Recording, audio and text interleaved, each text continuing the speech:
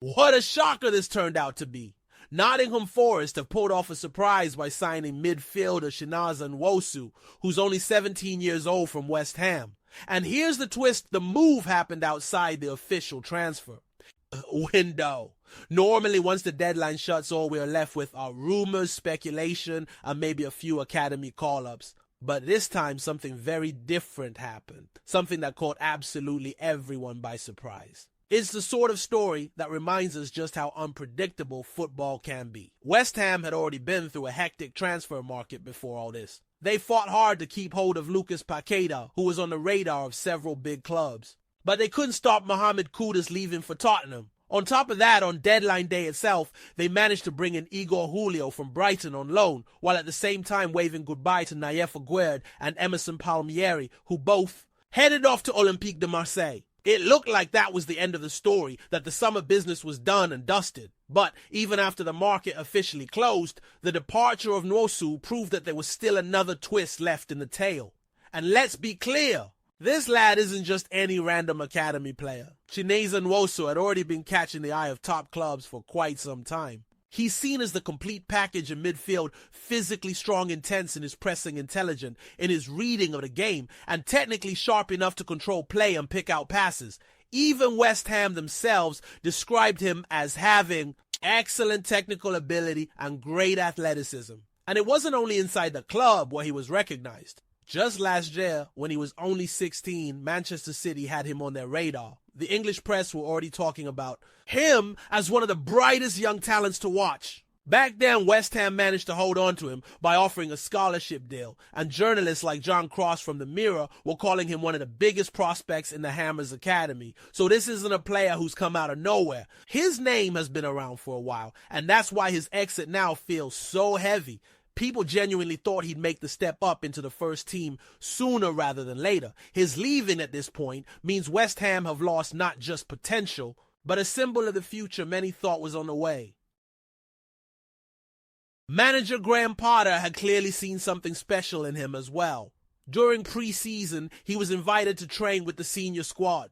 That doesn't happen by accident. It was a clear statement that the club wanted to test him to see how he handled being around more experienced players. Sure, he didn't end up getting any official minutes, but even being on the pitch with the first team at that stage was a big show of trust. It was West Ham signaling this is a boy for the future. But then came the chance to move to Nottingham Forest, and that opportunity was just too good to turn down. And let's be honest, Forest are building a reputation for being one of the best environments in the country for young players to grow.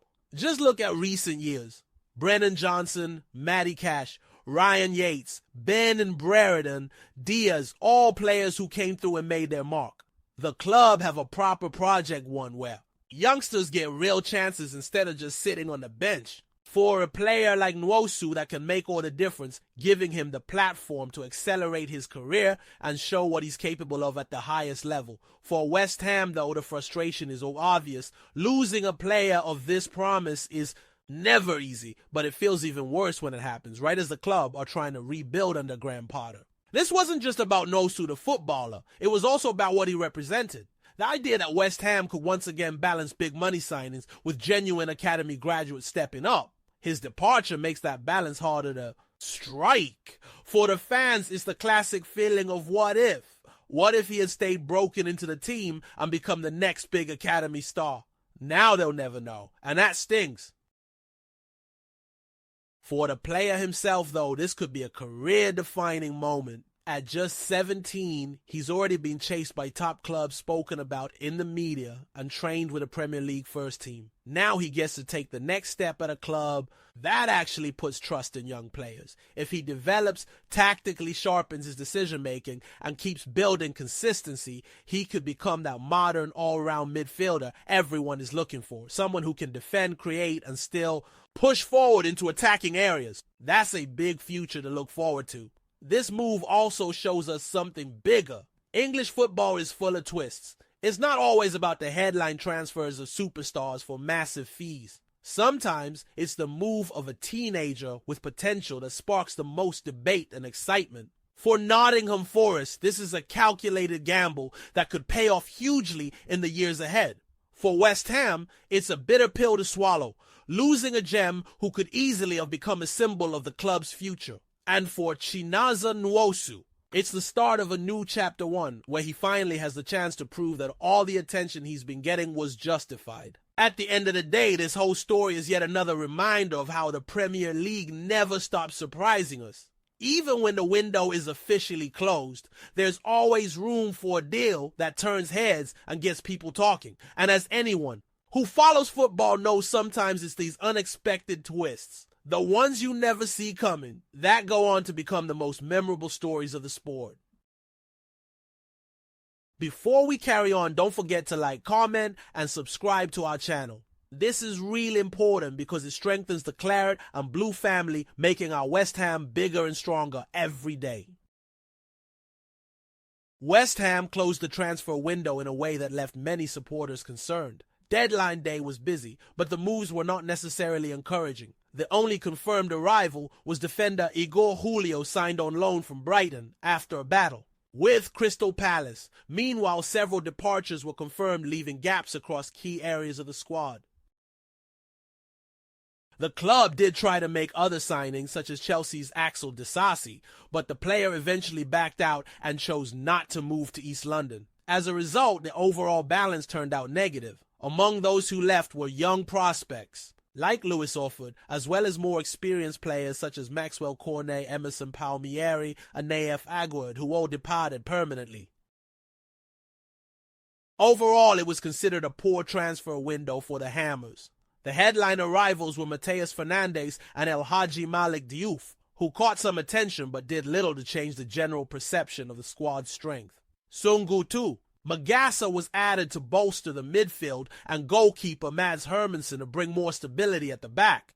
In addition, the club took advantage of the free agent market to bring in Kyle Walker-Peters and Callum Wilson. Despite everything, the Irish real positives were keeping Lucas Paqueta and Jared Bowen, who will remain key figures in Graham Potter's plans.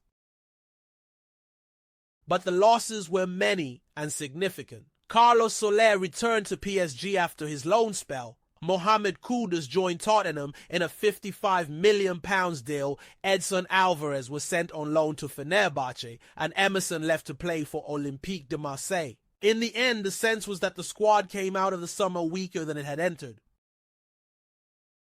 And this imbalance is already starting to show in the projections for the season. Opta ran its famous supercomputer simulation and predicted that West Ham will finish only 16th in the Premier League with 42.83 points.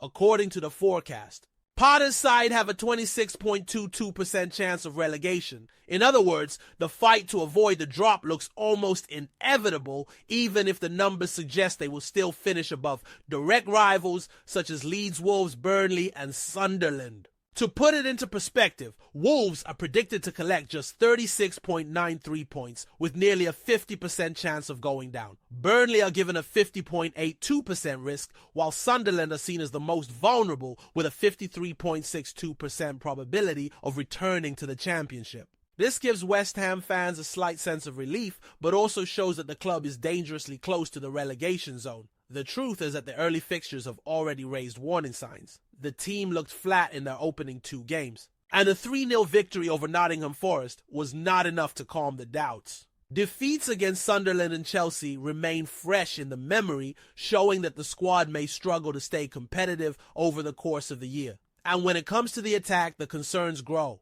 West Ham's main options are Jared Bowen, Callum Wilson, and Nicholas Füllkrug. The problem is that relying heavily on Wilson, a free signing who has struggled with injuries in recent seasons, is a risky bet. Many believe the board simply assumed this would be enough to solve their problems up front, but reality may prove otherwise.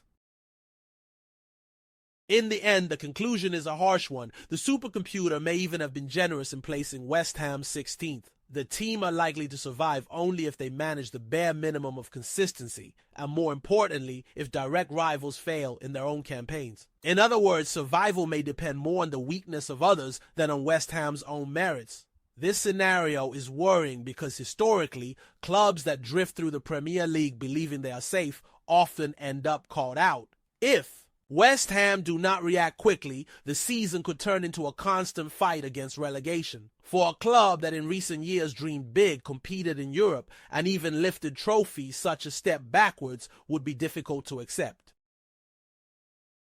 West Ham United are going through an important period of change within their squad, and one of the positions attracting the most attention is that of the goalkeeper. Since the retirement of some of the club's most reliable figures, the London side have been forced to constantly refresh this area. Łukasz Fabianski, who for years was a reference point of security and leadership, has now closed his chapter at the club, while Alphonse Areola, despite occasional good performances, has not fully convinced either the supporters or the board that he can be the undisputed number one. This scenario opened the door to an intense search in the transfer market, with West Ham evaluating options both domestically and abroad. The Premier League demands goalkeepers of the highest caliber players capable of deciding matches with unlikely saves and of coping with the pressure of facing the world's strongest sides week in, week out. Unsurprisingly, the board made this position a top priority in the latest transfer window.